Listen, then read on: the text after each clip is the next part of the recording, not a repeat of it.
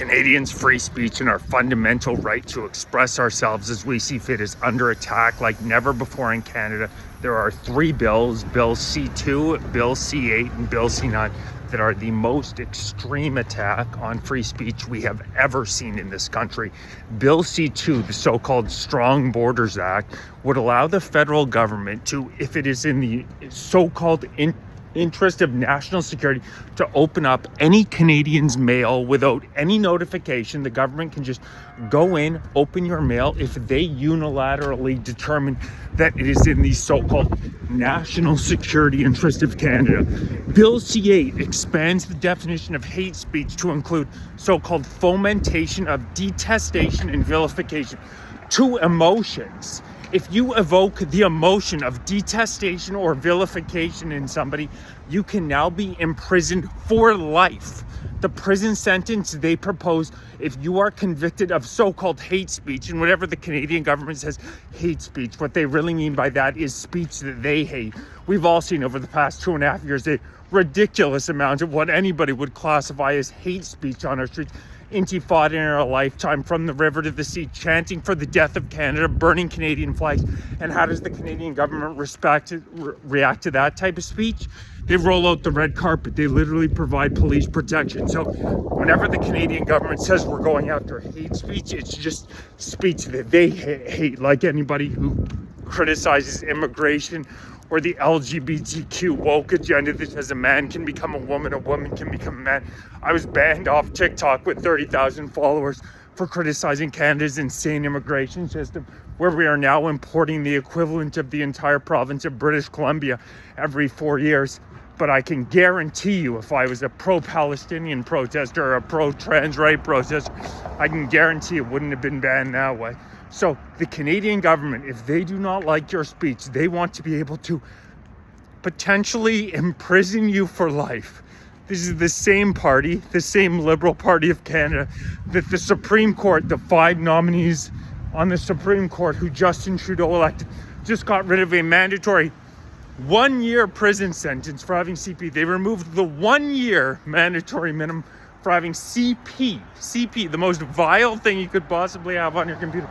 Remove the 1-year mandatory sentence, yet they say if you are convicted of hate speech in Canada, you should face up to life in prison. Bill C8 is an absolute joke, and if it is able to pass, it will end the Canadians' ability to actually speak their mind in this, what is quickly becoming a pathetic communist country under Mark Carney. And then there's Bill C9, which again unilaterally would provide the Canadian government with the ability to cut your internet service, remove your ability to access the internet. They can reach out to Rogers, reach out to Bell, reach out to whoever your service provider may be, and remove your internet access unilaterally. An MP can do this if they don't like what it is that you're saying online. Just cut their internet.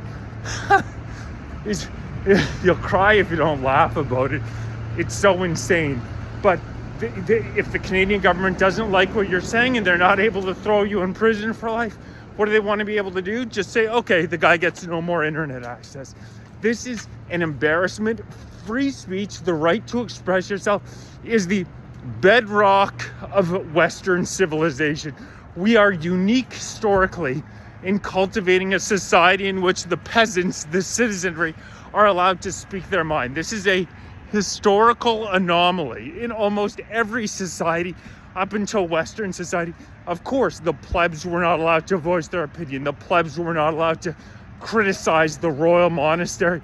We are the exception to the rule, but unless we stand up, realize what's going on, and fight back in Canada, we are quickly losing the fundamental bedrocks of Western civilization.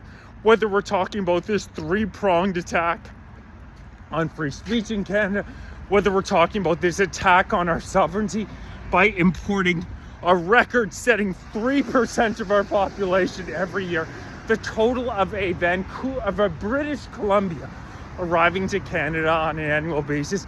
But it's the combination of these 3 bills that I want to really put at the forefront, because if you as a human being are not allowed to speak your mind, to say how you feel, no longer are you being respected by your government as a human being. They're saying you are less than human. We will tell you what you are and are not allowed to think and say. And we know with this far left government, the type of government, as I mentioned, Trudeau's Supreme Court just got rid of the mandatory 1-year minimum prison sentence for CP, the most vile crime you could possibly commit in your world. People who essay young children, people who commit break and enters are time and time again let out on bail incredibly quick in this crazy woke country where they let the criminals roam free. Undoubtedly, we see time and time again some of the most lax bail policies in the world. Bill C-75, which mandates that people who commit crimes, serious violent crimes, be let out of prison on bail as soon as possible.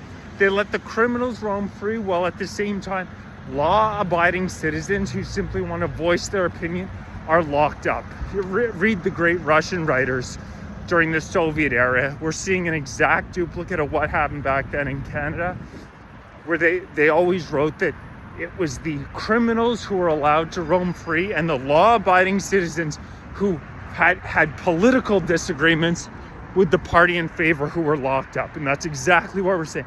Say no to Bill C-2, the ability for them to open your mail, the Canadian government, to open your mail without any notification if it's in the so-called national security interest. We know exactly the type of people that are going to be going after that. Say no to Bill C-8, the ability to throw you in prison for life if the Canadian government does not agree with what it is that you are saying. Mark Carney and this elitist WF Davos serving clowns will not tell us as Canadians we're not allowed to criticize the immigration system.